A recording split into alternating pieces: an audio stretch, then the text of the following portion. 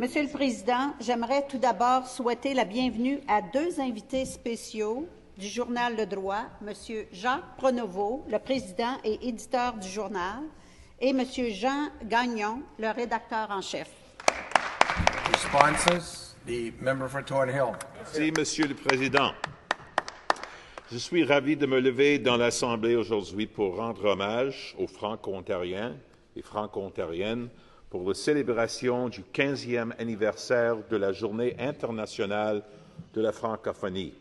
La présence française en Ontario remonte à presque 400 ans, en 1610, avec l'exploration d'Étienne Brûlé. Et je veux prendre cette opportunité pour ajouter mes félicitations au journal quotidien Le Droit.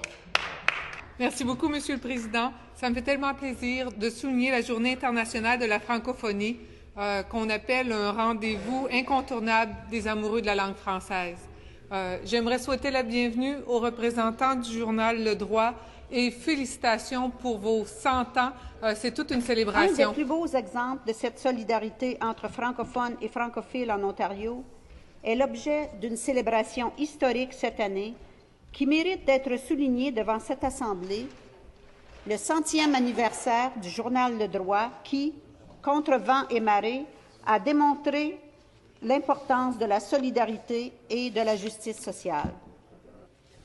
Le droit a vu le jour le 27 mars 1913 en réaction au règlement 17 qui interdisait l'enseignement en français dans les écoles de la province.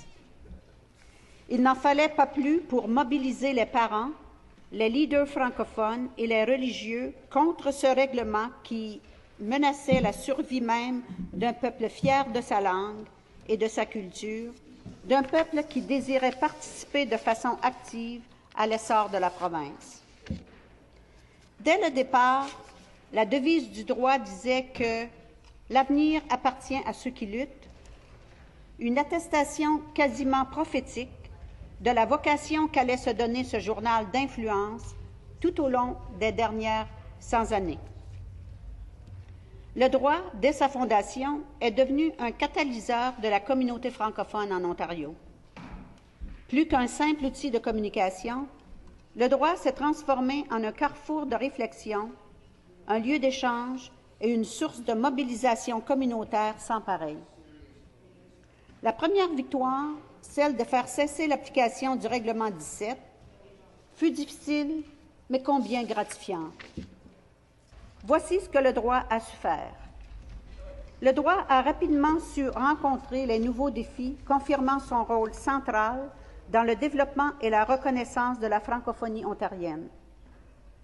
Le droit a graduellement augmenté son tirage et amélioré son contenu éditorial en élargissant son champ de réflexion. Le droit a épousé d'autres causes touchantes à l'identité franco-ontarienne, comme celle de la responsabilité du gouvernement dans l'appui aux communautés minoritaires fondatrices du Canada.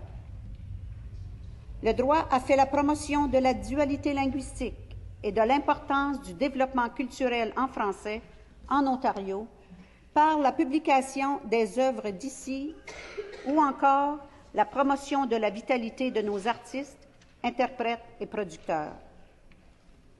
Plus tard, le droit a encore une fois aura été un leader de premier plan dans la lutte pour la sauvegarde de l'hôpital Montfort et l'augmentation des soins de santé en français. Et on sait aujourd'hui à quel point il a contribué à cette avancée symbolique et bien concrète. Le journal Le Droit, c'est également une entreprise bien de chez nous qui appuie le développement économique d'Ottawa et de l'Ontario français. Le droit est un fier partenaire, toujours présent dans les activités du milieu des affaires, et je veux aujourd'hui remercier l'équipe du droit qui est ici en partie pour cette présence dans tous les secteurs de la vie française en Ontario. Très bien, très bien. Le droit est également un leader médiatique qui favorise les nouveaux médias en travaillant de près, par exemple, avec la télévision française de l'Ontario. De ce fait, il s'est aussi engagé à s'adapter aux nouvelles technologies et à se transformer et à se réinventer.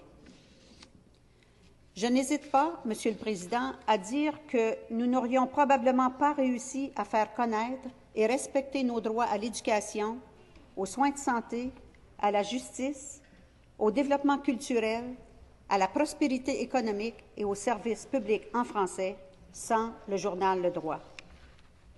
Ce qui m'amène à paraphraser le thème de la Journée internationale de la francophonie qui dit que le français est une chance en Ontario, pour dire que nous avons également la chance d'avoir le droit pour protéger et promouvoir le français dans notre province.